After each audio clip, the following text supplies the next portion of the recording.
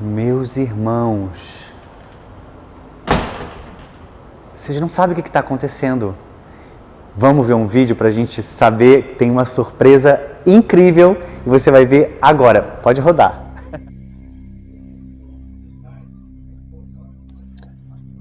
Hoje, completamos 140 dias distantes. No dia 15 de março de 2020, realizamos nosso último encontro presencial. Fica na lembrança os rostos de nossos irmãos, os abraços, o almoço gostoso depois do culto da manhã, os ensaios do coral, a saída das crianças de todo domingo, os cultos de oração e tantas outras coisas que marcam nossa vida todos os domingos. Saudades de gente, saudades de ser igreja junto, saudade de ver um ao outro, abraçar, beijar, rir e chorar junto nas sementes, ir na casa do outro, comemorar aniversários, casamentos, batismos. Saudade de festa, saudade de celebrar.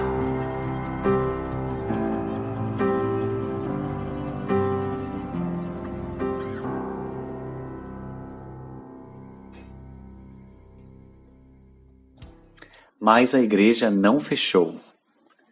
A igreja não morreu. A igreja não acabou. Continuamos e expandimos para além das fronteiras da Rua Lopo Saraiva, para o universo da internet, onde não temos ideia de onde nossas celebrações podem chegar.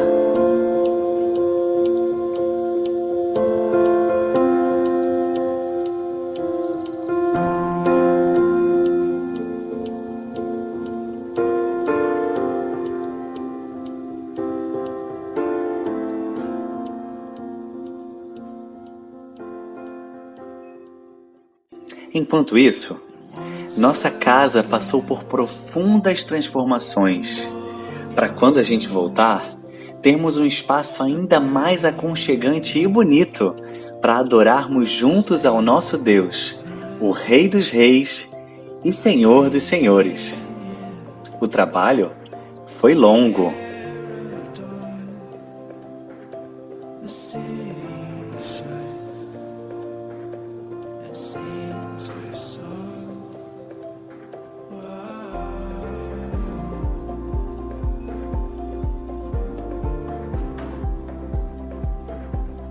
Nossos irmãos se dedicaram muito e trabalharam muito.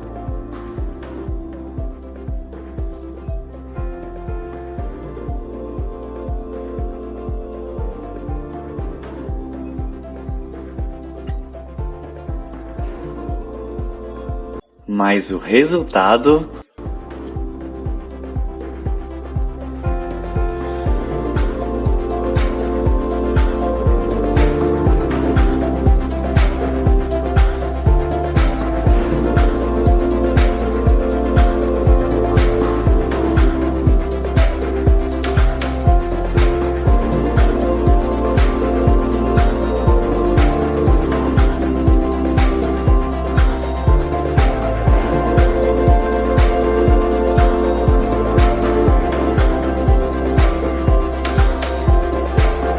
Bem-vindos à sua nova casa.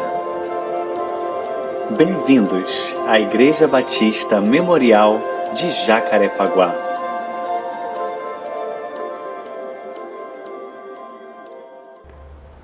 Muito bem-vindos à sua nova casa. Você acabou de ver as imagens da nossa reforma, do privilégio que a gente está vivendo de ter uma casa mais bonita, uma casa mais preparada para receber você, já membro da nossa igreja, você que vai ser membro da nossa igreja depois que os nossos cultos retornarem para esse lugar aqui, que não é a casa de Deus, não é o lugar onde Deus habita.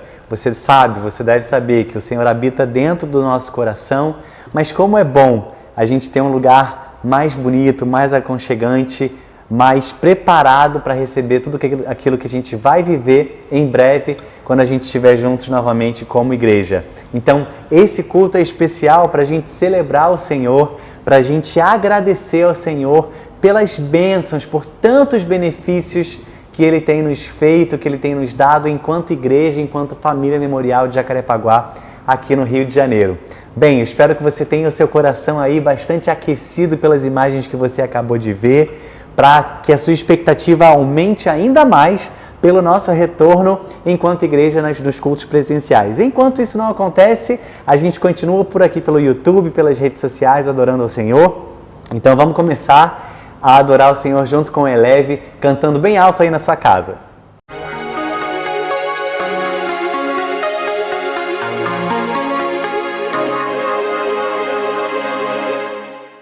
Apesar de todas as coisas, apesar de toda essa situação que nós estamos vivendo, nós temos muitas coisas para agradecer ao Senhor.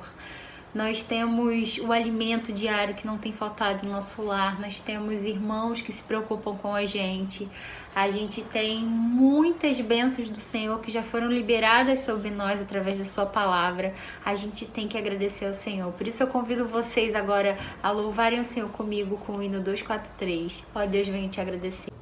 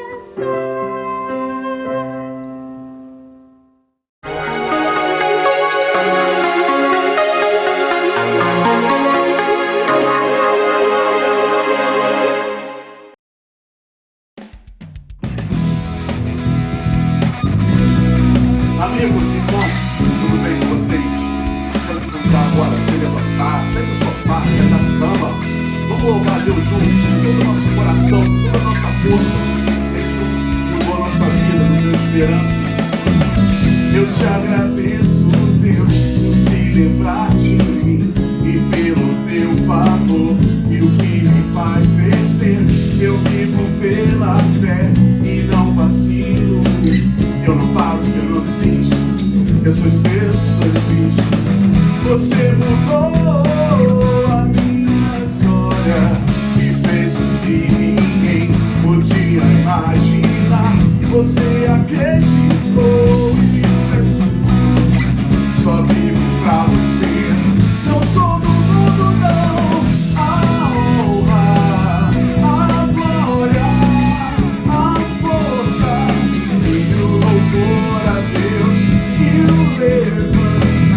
das minhas mãos.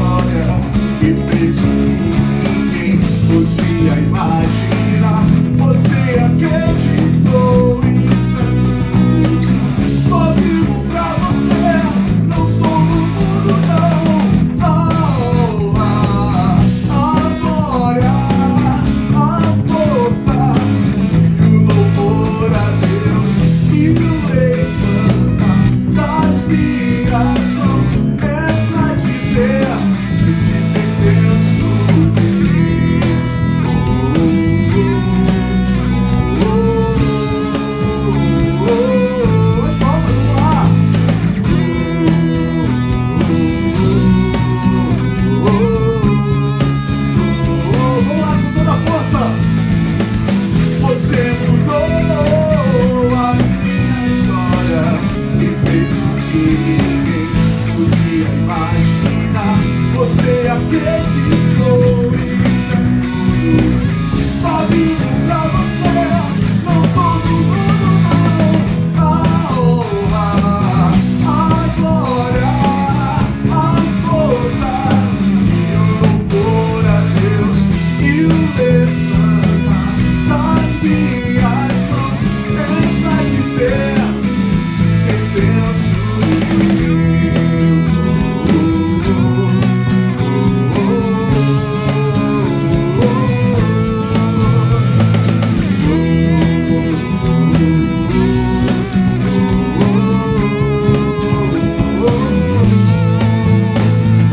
a Deus toda a honra e toda a glória. Ele mudou nossa vida, Ele mudou nossa história. Beijo! Meus irmãos queridos, abram por favor as Bíblias de vocês aí em Atos capítulo 20, para a nossa sequência no livro de Atos, refletindo assim então na palavra de Deus. Eu vou do verso 1 até o verso de número 12.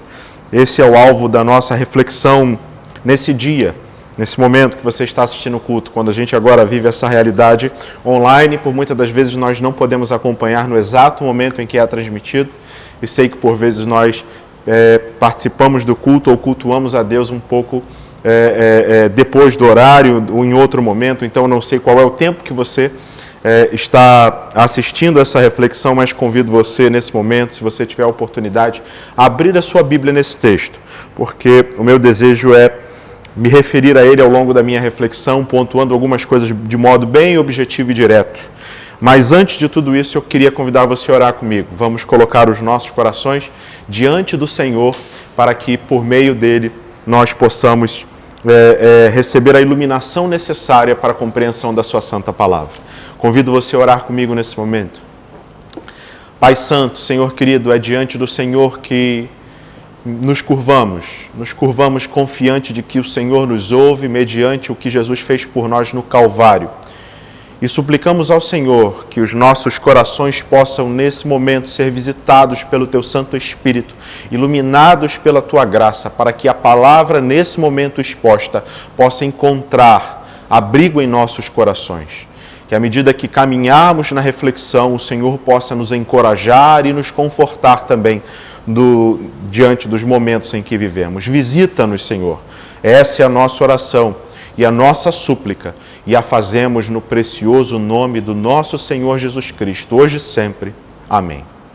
Então aí, Atos capítulo de número 20, a partir do verso 1, diz assim a palavra do Senhor: cessando o tumulto. Que tumulto! Se nós relembrarmos o fim do capítulo de número 19, exposto pelo pastor Carles, vamos lembrar que a pregação do Evangelho por Paulo e seus companheiros gerou na cidade de Éfeso um grande tumulto, ao ponto de ser reunida uma grande assembleia, e nessa assembleia houve grande confusão, porque a cidade dos Efésios era uma cidade onde havia um culto muito grande a deusa Artemis, e isso, a chegada de uma nova mensagem que confrontava essa realidade idólatra, fez com que houvesse um burburinho naquela cidade, ao ponto de Paulo e os seus serem levados a uma assembleia pública e ali serem colocados sob juízo ou sobre questionamento sobre tudo isso. E houve um tumulto tamanho que só se dissolveu quando o dirigente daquela assembleia conseguiu conter todo aquele ânimo, toda aquela situação. Então, o texto do verso 20, que nós lemos, o iniciozinho é referência ao desfecho dessa assembleia, que foi um grande tumulto, um falatório constante, quando Demétrio, por exemplo, tentou levantar a voz para tentar explicar o que estava acontecendo com a mensagem do caminho, ou a mensagem do Evangelho. As pessoas começaram a gritar que que a cidade de Efésios era da grande deusa Artemis, e aquela confusão permaneceu até que tudo se arrefece.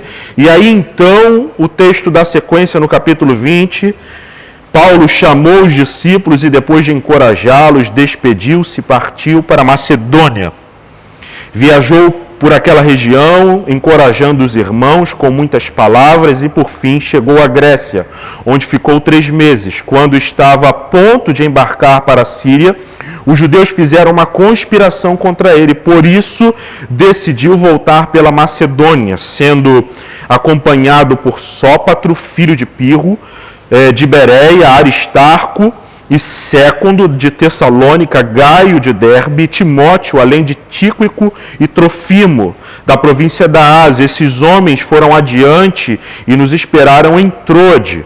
Navegamos de Filipos após a festa dos pães sem fermentos. E 5 dias depois nos reunimos com os outros em Trode, onde ficamos 7 dias. No primeiro dia da semana, reunimos-nos para partir o pão, e Paulo falou ao povo. Pretendendo partir no dia seguinte, continuou falando até meia-noite. Havia muitas candeias no piso superior onde estávamos reunidos.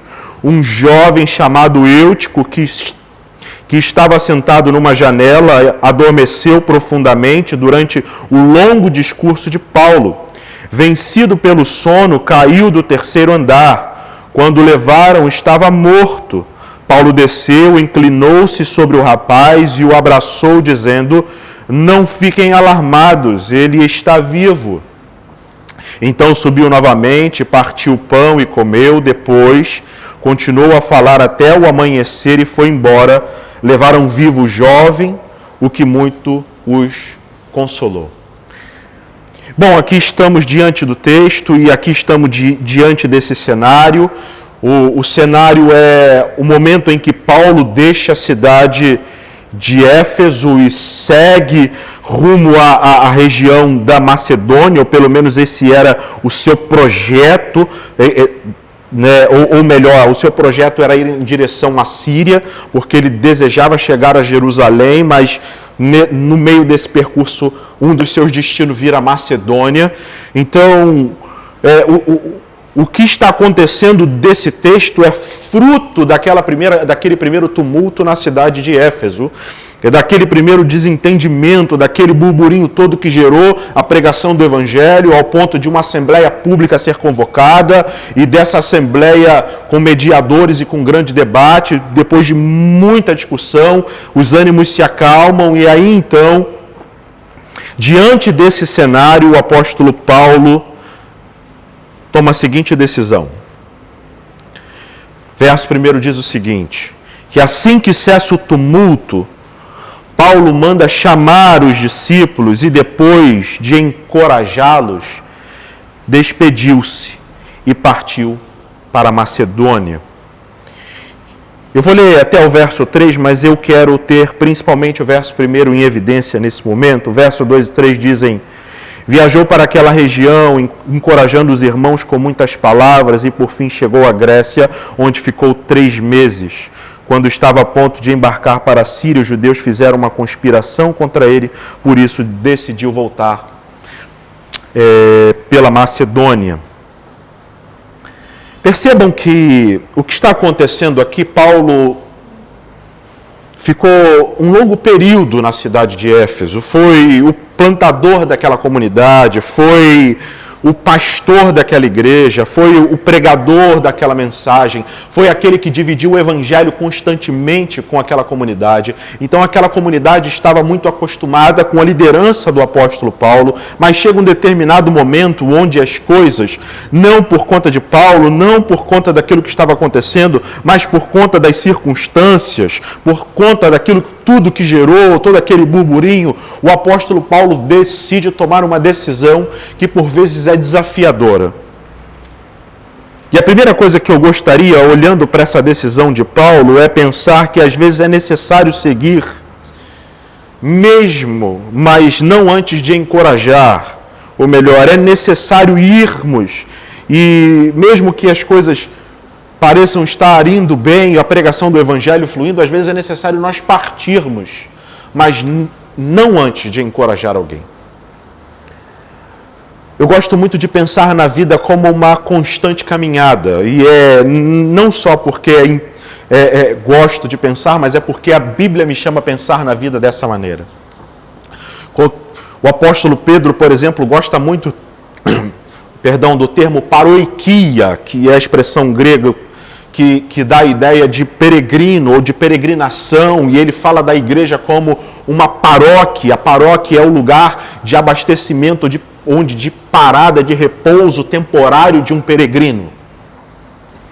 E a jornada e a vida cristã é essa constante caminhada, essa constante peregrinação em direção a nossa Jerusalém celestial, em direção à estatura do varão perfeito, que é Jesus Cristo, em direção à intimidade com o nosso Senhor e Salvador, em direção aos propósitos divinos para as nossas vidas. Mas esse movimento de caminhada implica em movimentos de partida, em movimentos de deixar coisas para trás, em movimentos de abrir mão de certas coisas. E isso é desafiador. E aqui no cenário descrito, o apóstolo Paulo, o pastor da igreja, que a igreja amava, que a igreja tinha todo o carinho e zelo, que gostava de ouvir, que estava fazendo uma obra grandiosa, chegou o tempo dele partir. Chegou o tempo dele seguir. Chegou o tempo dele sair da liderança daquela comunidade, dar continuidade à sua jornada, e eu imagino quanto essa notícia ou essa decisão pesou no coração do apóstolo Paulo e como foi um choque para a igreja.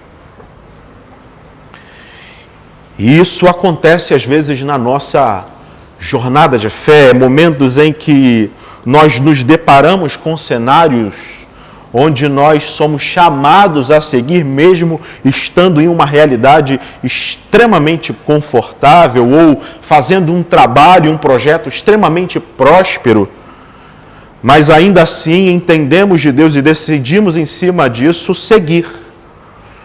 Mas o desenlace disso é que é importante, porque o apóstolo Paulo decidiu, comunicou a isso à igreja, mas olha o que ele faz, diz o texto.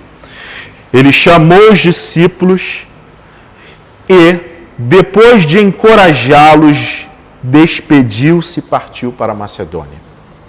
E Lucas, na sua narrativa, utiliza por 2 vezes essa expressão, encorajá-los. A gente vê a mesma expressão se repetindo no mesmo texto que lemos um pouquinho adiante. No verso 2 ele fala que, chegando na região, ou seja, a região da Macedônia, já tinha saído da cidade de Éfeso, ele chega à Macedônia e ele vai encorajando os irmãos com muitas palavras. E Lucas dá a conotação aqui de encorajamento a de discipulado. E está aqui o desenlace desse ponto, onde é necessário a nossa partida, às vezes abrir mão, porque entendemos que é projeto de Deus em nossa vida dar sequência à nossa caminhada, e para isso precisamos soltar amarras ou deixar o local em que nós estamos estagnados, parados, e às vezes até prosperando, servindo, abençoando, mas Deus nos chama para momentos diferentes, desafios novos, e é necessário seguir, mas esse passo só pode ser dado principalmente para aqueles que lideram, principalmente por aqueles que pastoreiam, por aqueles que têm uma função de liderança, se antes eles encorajaram. Então, a grande chave dessa caminhada é deixar um legado, é deixar memória, é deixar pessoas treinadas no caminho, é dar sequência à sua jornada de fé, e à medida que você dá sequência a esses passos comuns da vida, que vão necessariamente deixando coisas para trás, seguindo um propósito divino para as nossas vidas, nós devemos ir encorajando aqueles que estão à nossa volta, para que à medida que nós nos desvencilhamos daquela realidade, aqueles que nós convivemos tenham sido encorajados a tal ponto de dar sequência e continuidade à obra do Evangelho. Então, o Evangelho é esse desenvolvimento de encorajamento. A tarefa nossa, enquanto líderes, é preparar aqueles que virão em sequência para dar continuidade ao Evangelho e à sua mensagem, mas para isso é necessário discipulado, relacionamento, vida na vida, intimidade com intimidade, é estar próximo ao ponto de dizer que houve encorajamento, e foi aquilo que Paulo fez naquele momento junto àquela igreja. Ele convida aquela igreja para perto, ele sabia que era momento de partir, ele sabia que seu tempo ali estava se encurtando, então ele precisava encorajar aquela comunidade. Para isso ele chamou, discipulou, treinou, capacitou e seguiu. E essa aplicação pode ecoar em todas as dimensões da nossa vida. Eu estou aqui destacando a realidade de igreja porque, desde o início do livro de Atos, esse percurso já que nos conduz até o 20º capítulo, tem por objetivo pensar igreja. E pensando igreja, nós olhamos para o nosso ministério, nós olhamos para o nosso espaço de liderança, para o nosso espaço de atuação dentro da comunidade, e devemos perceber e ter a consciência de que esse local ele é temporário e que chegará um momento em nossas vidas onde nós seguiremos, inevitavelmente. Mas para isso, ou enquanto isso não acontece, nós devemos ir encorajando aqueles que darão continuidade àquilo que hoje fazemos. E é o que o apóstolo Paulo fez e é aquilo que ele nos convida a fazer. É aquilo que ele nos motiva, mas isso pode ser aplicado na vida. Você, pai, você, mãe, você tem sido esse encorajador na vida do seu filho? Será que você tem preparado o seu filho para dar continuidade à sua própria vida na sua ausência? Ou você tem permanecido a tratar seus filhos como eternos bebês que nunca amadurecem? Porque você quer sempre tê-los aninhados debaixo de suas asas, onde eles são incapazes de tomar suas próprias decisões, porque você não encoraja eles a isso, você não os discipula a isso, vocês não os treinam para isso. E aí a gente vai lidando com gente mimada com seus 30 e pouco, 40, 50 anos de idade, porque nunca foram encorajados.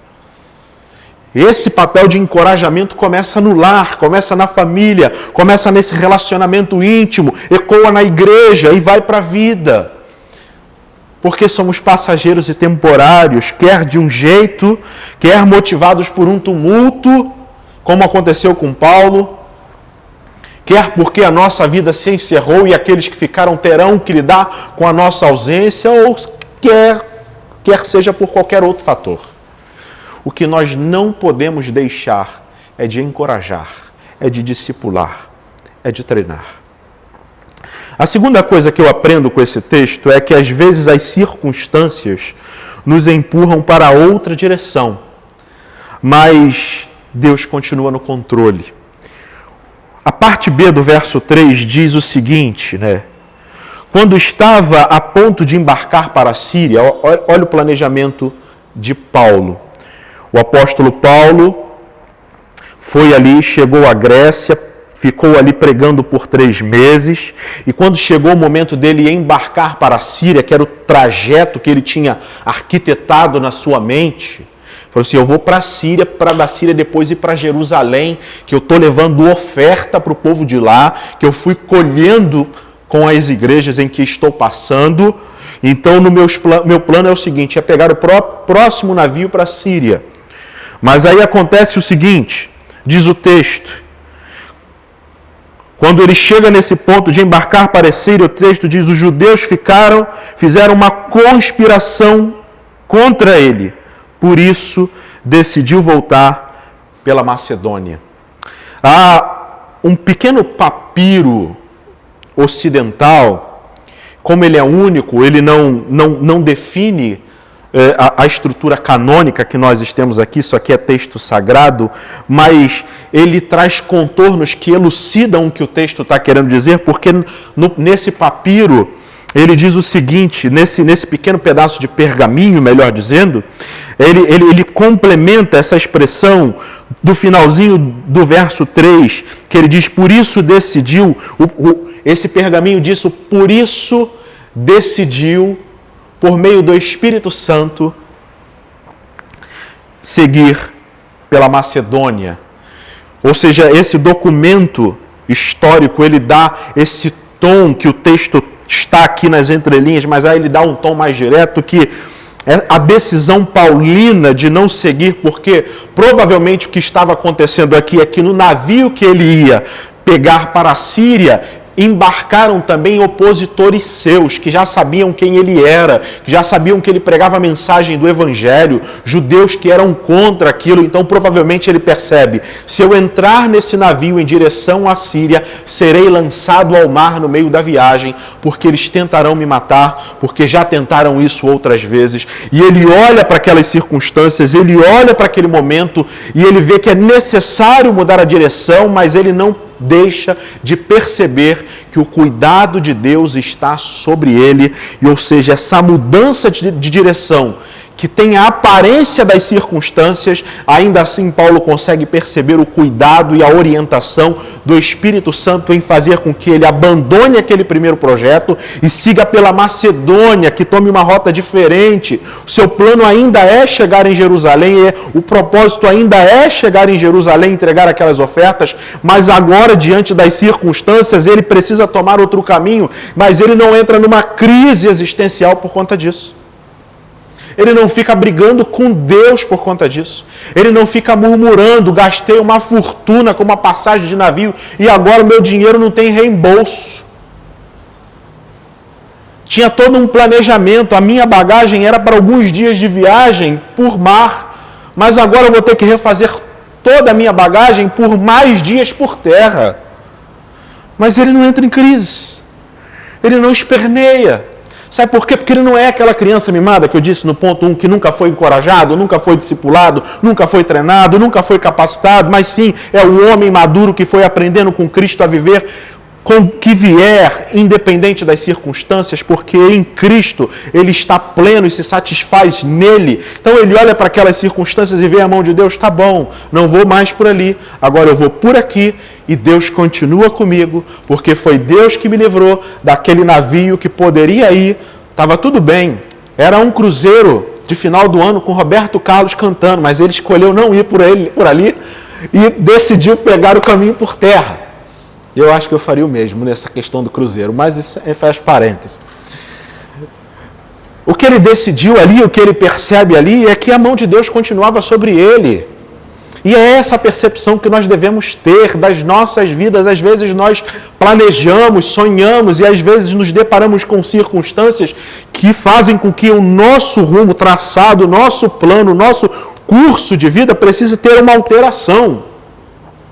Mas isso não significa que Deus nos abandonou e que os planos dele não estão se cumprindo em nossas vidas. Mas essa maturidade só vem por gente que é discipulada, por gente que caminha com Cristo, por gente que confia em Deus. Porque gente que não é encorajada, gente que não é discipulada, fica igual criança mal educada dentro de loja de brinquedo, esperneando e o pai tentando controlar, mas nunca deu educação, nunca deu modos e a criança fica gritando, eu quero, fazendo um show. E que não falta é crente desse jeito. Ah, como não falta. Primeiro desafio faz um escândalo espiritual. Na primeira tribulação, na primeira mudança de curso, porque faltou encorajamento e maturidade.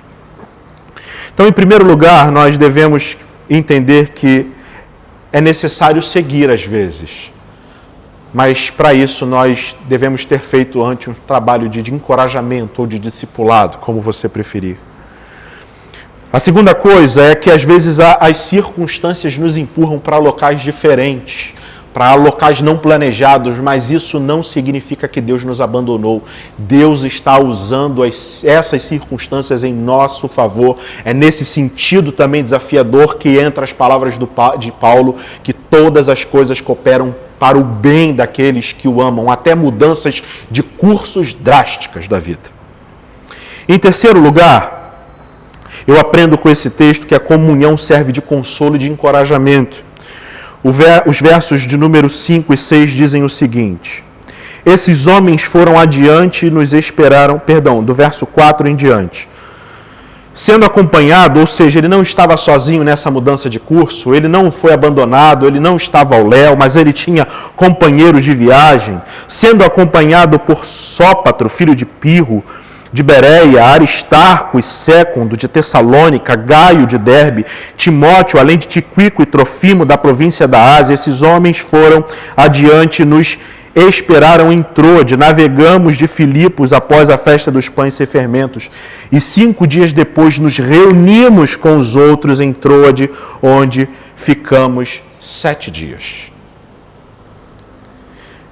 Paulo sai da igreja de Éfeso por conta de uma grande confusão, encoraja e tem que seguir o seu caminho, passa um tempo na Grécia e tenta embarcar para a Síria e tem que mudar a direção porque as circunstâncias o fizeram, mas ele continua confiando em Deus. Mas há uma coisa aqui, um dado muito importante, que é abençoador nessas mudanças de curso. É quando essas mudanças de curso acontecem com gente do nosso lado, quando estamos acompanhados, quando a nossa comunhão é vívida e íntima, quando temos amigos, vamos colocar dessa forma, quando a gente tem companheiros que a gente pode contar e dividir o fardo da viagem, o desafio do caminho, o peso da bagagem. E ele tinha aqui esse conjunto de homens, onde entra Lucas, por mais que ele não se auto-mencione, ele dá a ideia quando diz navegamos de Filipos após, ou seja, ele se inclui, navegamos. Ou seja, a comunhão serviu de encorajamento para Paulo continuar o seu percurso até Jerusalém, mesmo que não mais pela Síria, mas agora pela Macedônia. Porque ele tinha gente do lado dele, ele tinha uma comunidade, e uma comunidade que entendia o que era comunhão cristã, era chorar com o que chora, e sorrir e se alegrar com aquele que celebra. É aquele que está do lado, independente do momento vivido, é aquele que dá a mão e diz, estou contigo, não vou te abandonar, porque o mesmo Cristo a quem você serve é o que eu sirvo.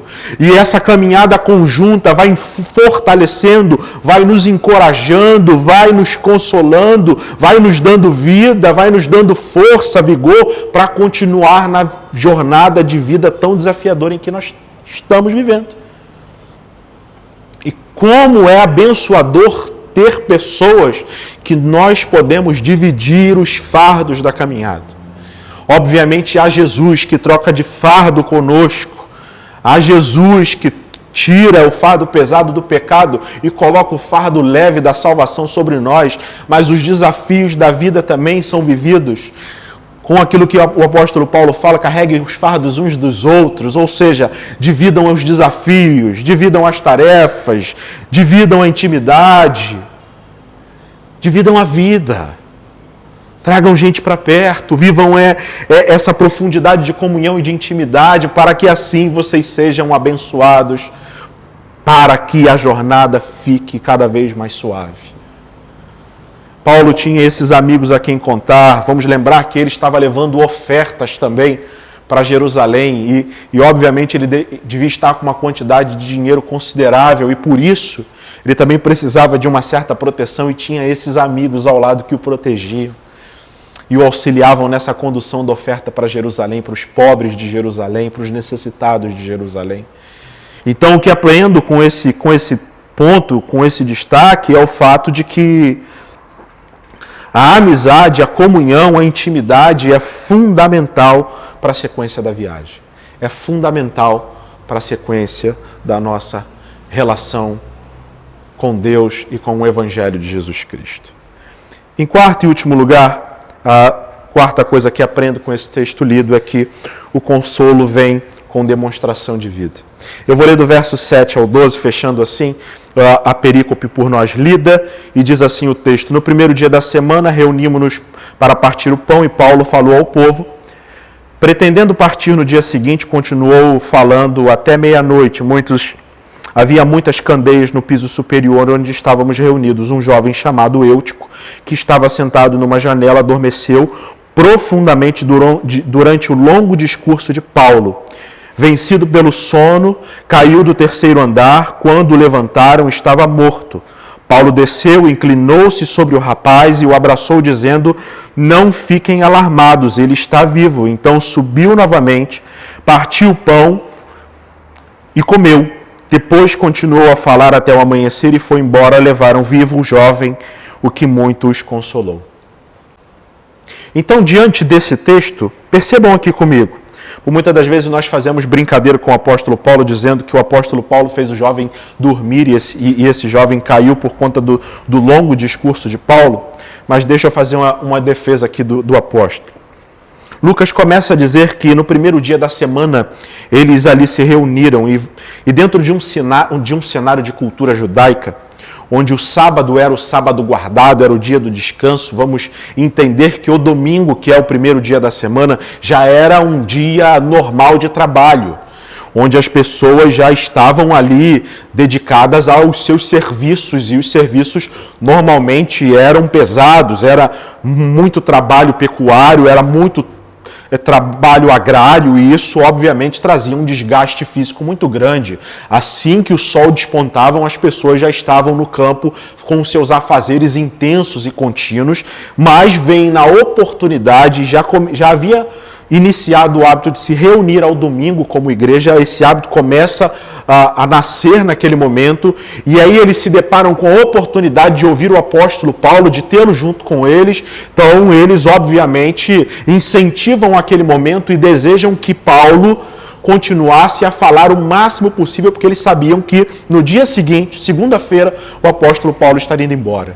Então eles, como pessoas sedentas pelo Evangelho, pessoas que realmente desejam conhecer mais por Jesus, que valorizam a palavra, eles se reúnem todos ali e pedem para que Paulo continue a falar, e anuncie o Evangelho até o dia raiar, como o texto ali descreveu. Isso para a gente já é um grande puxão de orelha, porque se o pastor pregar mais de 40 minutos, a nossa atenção já foi desviada. A gente já começa a reclamar. Mas não é o ponto agora no momento. Mas o que acontece? Provavelmente aquele rapaz se senta na janela, as janelas obviamente não haviam proteção, eram cobertas por uma cortina, provavelmente retiraram as cortinas para que uma pessoa fosse acomodada. Eu acredito que aquele salão deveria estar repleto de pessoas, porque o apóstolo Paulo estava aí. Vamos ouvir, vamos saber o que ele tem a dividir conosco. Então aquele rapaz senta na beirada da janela, escuta Paulo, mas ele havia passado por um longo dia de trabalho e acaba adormecendo. E nessa que ele adormece, ele cai da janela, e na sua queda ele morre, mas o apóstolo Paulo desce, diz: não fiquem alarmados, se debruça sobre o rapaz, e quando retoma, esse rapaz está vivo. E a gente pode perceber aqui, principalmente quem tem uma compreensão mais ampla das Escrituras, que essa cena, mesmo que se repete em outros momentos da Escritura, por exemplo, com Elias, com Eliseu, com Pedro quando ressuscita Dorcas, e agora Paulo ressuscitando o jovem Eutico. Mas o que tudo isso nos estrutura a pensar e a refletir é que a mensagem do Evangelho, o consolo, o verso 12 diz o seguinte: levaram vivo o jovem, o que muito os consolou. Ou seja, eles foram consolados. E às vezes nós pensamos consolo como amparo diante do luto, como abraçar, como acolher aqueles que estão enlutados, aqueles que perderam algo ou alguém, mas nunca olhamos às vezes para o consolo como esse veículo de celebração de vida, porque o texto diz: levaram um jovem vivo, o que muitos consolou, o que trouxe consolo real ao coração daquela comunidade, foi olhar para os olhos de Eutico vivo. Tá bom, eu disse tudo isso, talvez você pense: mas pastor, quando nós lidamos com o luto, quando nós estamos com um parente nosso deitado numa sepultura, como é que então podemos ser consolados a partir dessa perspectiva? E é nesse momento que nós devemos lembrar das palavras de Jesus em João, capítulo de número 11, quando ele diz para as irmãs de Lázaro, sobre sua morte, que aquele que crê nele, ainda que morra, viverá. Que aquele que realmente deposita a fé nele, mesmo que se depare com a realidade da morte, a morte não tem autoridade final sobre a vida dessa pessoa, e essa pessoa celebrará a vida, experimentará a vida, e a vida é que é consoladora. Então, quando enterramos alguém, quando nos despedimos fisicamente de alguém, um ente querido nosso, uma pessoa que amamos, uma pessoa que marcou a nossa história, a nossa trajetória de vida, o que nos consola e que traz consolo real e autêntico é lembrar do fato de que em Jesus Cristo essa pessoa repousou, ela fechou os olhos aqui para nós, mas ela abriu os olhos diante do seu Salvador. Gosto muito de uma música do Estênio Márcios, quando ele diz, e nessa música ele reflete muito sobre ele diz o seguinte, que quando a minha viola deixar de tocar e a minha voz deixar de ecoar, não pensem que eu morri, não digam isso, porque na verdade eu estou cantando, e estou tocando, e estou celebrando, e estou louvando, agora vivo na presença do meu Salvador. A morte não é o desfecho. A morte é o início de uma segunda jornada para aqueles que em Cristo estão. E isso é que é consolador. O consolo está na vida. E só Jesus é capaz de ofertar vida. Só Jesus é a vida. Só Jesus oferta a vida autêntica e verdadeira que transcende essa vida material, terrena e finita que nós vivemos. Só em Jesus nós somos consolados, porque em Jesus experimentamos vida de verdade. Então, meu irmão e minha irmã, eu espero que a mensagem que você ouviu nesse momento, que partilhamos desse texto de Atos, possa fazer com que você seja um encorajador.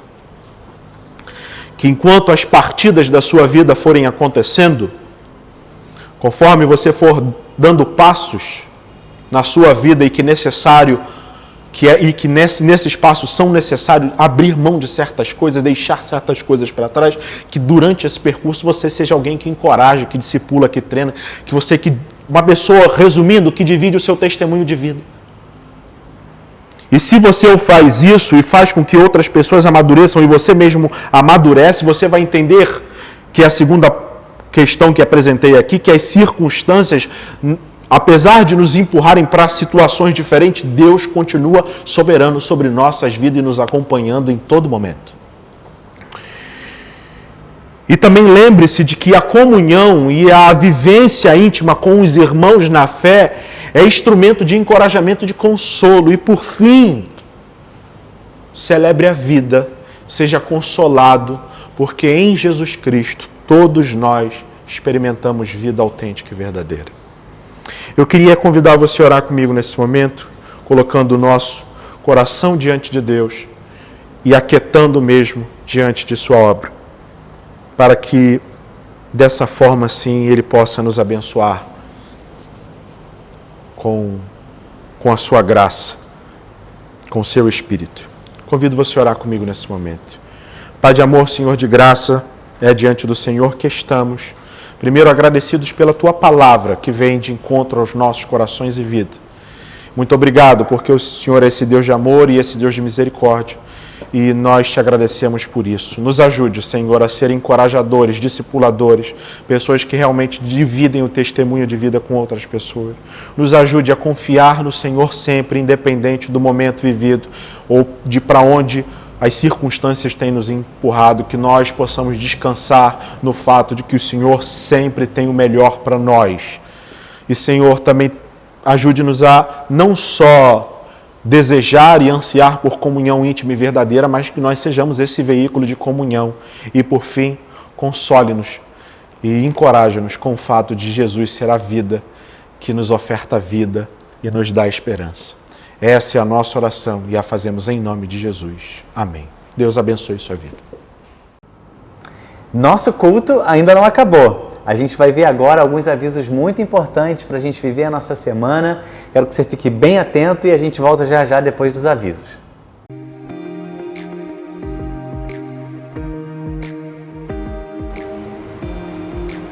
Olá, igreja! Eu quero convidar vocês para o nosso acampamento Outside. Ele vai acontecer entre os dias 4 a 7 de setembro no sítio JS em Guaratiba. Nós convidamos o pastor Guilherme, ele é pastor de jovens e adolescentes da Igreja do Recreio, e nós criamos muitas expectativas para esse momento. E eu espero que você esteja com a gente. Corre lá para se inscrever no nosso Instagram e vai rápido, porque as inscrições já estão quase acabando. É isso, até mais!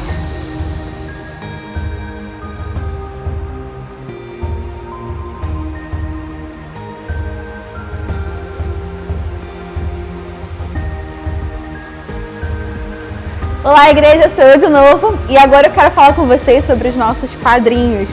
Sim, eles são R$35 cada um e olha como eles são lindos. O amor me amou e porque ele vive posso crer no amanhã. Você pode enfeitar sua casa e ainda pregar para seus amigos. É um kit completo. Vá lá no nosso Instagram, do Outside, adquire o seu e nos ajude abençoando o nosso ministério. É isso, gente, até mais!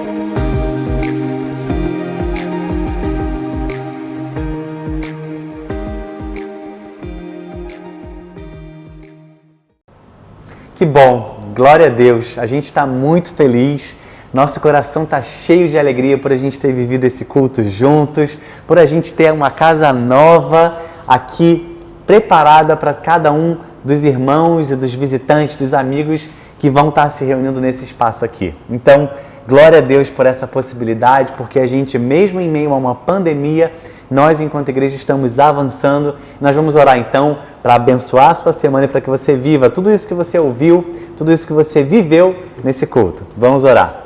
Pai de amor, de infinita bondade, nosso coração é grato. Nosso coração transborda de alegria por tantas bênçãos. Bênçãos que a gente não consegue contar. E mesmo em meio de caos mundial, mesmo em meio a uma pandemia, a gente sabe que o Senhor é conosco, que o Senhor é bom e que o seu amor dura para sempre. Muitos podem estar desesperados, angustiados, ansiosos, mas a nossa esperança permanece em Ti.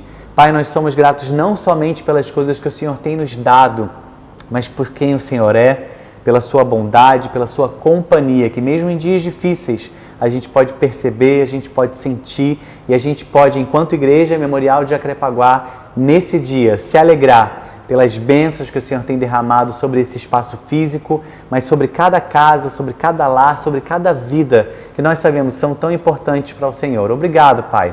Obrigado, Senhor, pelo privilégio de sermos e de vivermos igreja, mesmo distantes, cada um na nossa casa, e que a bênção do Senhor alcance cada lar, cada família, cada irmão ou irmã, mesmo num leito de hospital, mesmo distantes uns dos outros, mas que a sua presença seja real sobre a vida de cada um, agora e durante toda essa semana e para sempre.